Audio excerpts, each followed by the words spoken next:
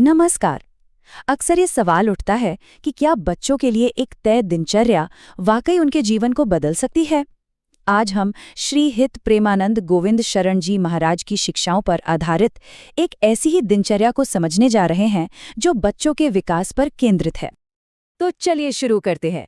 इस पूरी दिनचर्या को 5 हिस्सों में बांटा गया है। ये सुबह जागने से शुरू होती है और रात को सोने तक हमारा मार्गदर्शन करती है। हम एक एक करके हर पड़ाव को समझेंगे। देखिए, इस पूरी रूटीन की नींव ही अनुशासन पर रखी गई है और इसकी शुरुआत होती है सुबह आंख खुलते ही। तो सबसे पहला नियम क्या है? वो है सूर्योदय से करीब 1 घंटा पहले जागना, यानी कि सुबह के लगभग 5 बजे। अब उठने के ठीक बाद क्या करना है? यहाँ मन को शांत और केंद्रित करने के लिए कुछ बहुत ही दिलचस्प कदम बताए गए हैं। सबसे पहले धरती का सम्मान करना है, फिर कुछ मिनट चुपचाप बैठना है, इसके बाद संतों के नामों का जाप और आखिर में माता पिता को प्रणाम। ये पूरा क्रम दिन की एक पॉजिटिव शुरुआत के लिए माहौल तैयार करता है। और सुबह के जाप के लिए जिन 5 संतों के नाम सुझाए गए हैं वो हैं स्वामी हरिदास जी, हरिवंश महाप्रभु जी, हरे राम व्यास जी, नागरीदास जी और श्री ध्रुवदास जी। अच्छा, मन की तैयारी तो हो गई। अब बारी आती है शरीर को दिन के लिए तैयार करने की। तो अब ध्यान शारीरिक शुद्धि और स्वास्थ्य पर दिया जाता है। अगला कदम एक खास योग मुद्रा से जुड़ा है, वज्रासन। ये आसन पाचन और शरीर को शुद्ध करने की प्रक्रिया में एक बहुत जरूरी भूमिका निभाता है। यहाँ पानी पीने का सही तरीका बताया गया है और फर्क देखिए कितना बड़ा है। जल्दी जल्दी गटकना नहीं है, बल्कि वज्रासन में बैठकर आराम से धीरे धीरे पानी पीना है। अब इस छोटी सी आदत के फायदे कितने बड़े हैं ये देखिए। ये ब्रह्मचर्य की रक्षा में मदद करता है, कब्ज को रोकता है और साथ ही मन को भी शांत रखता है। पानी पीने के इस नियम के बाद पाचन को और बेहतर बनाने के लिए थोड़ी देर टहलने की सलाह दी गई है। चलिए अब आगे बढ़ते हैं। शारीरिक शुद्धि और स्नान के बाद अब बारी है शरीर को एनर्जी देने और मन को पढ़ाई के लिए तैयार करने की।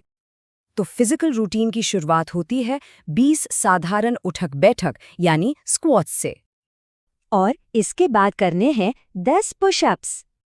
और ये पूरा एक्सरसाइज रूटीन खत्म होता है 7 बार प्राणायाम यानी सांस लेने की एक खास तकनीक के साथ। अब ये बहुत दिलचस्प बात है, इस एक्सरसाइज के फौरन बाद पढ़ाई पर ध्यान देने को कहा गया है। ऐसा माना जाता है कि इससे याददाश्त और कंसंट्रेशन दोनों ही काफी बढ़ जाते हैं। तो पर्सनल डिसिप्लिन के बाद अब बात आती है सामाजिक व्यवहार की। मतलब ये दिनचर्या हमें दिन भर अपने आचरण को सही दिशा में रखने के लिए भी गाइड करती है। अब यहाँ एक बड़ा सवाल उठाया गया है कि नेगेटिव असर से कैसे बचें। मतलब ये गंदी बातें या हानिकारक व्यवहार असल में हैं क्या? मन को साफ और फोकस्ड रखने के लिए कुछ बिल्कुल साफ नियम बताए गए हैं, जैसे कि मोबाइल पर गलत चीजें नहीं देखना, बुरी संगत से दूर रहना, कुछ भी गलत दिखे तो तुरंत बड़ों को बताना और खुद कभी किसी गलत काम में शामिल नहीं होना।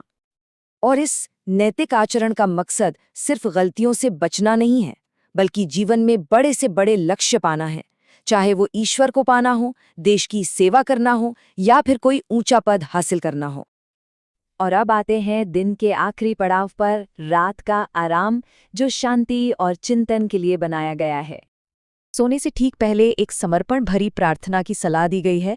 इसमें दिन भर हुई गलतियों को समझने और अपना पूरा समय ईश्वर को समर्पित करने का भाव है। ताकि दिन का अंत एकदम शांत हो, इसके लिए सोने से पहले मोबाइल और नेगेटिव विचारों से होशपूर्वक दूर रहने के लिए कहा गया है। बस शांति से सो जाना है। और आखिर में एक बहुत ही शक्तिशाली विचार छोड़ा गया है। सोचिए जरा, क्या हो अगर इस रूटीन को फॉलो करने का फल किसी साधु की सालों की तपस्या के बराबर हो। ये बात हमें एक अनुशासित जीवन के गहरे महत्व पर सोचने के लिए मजबूर करती है।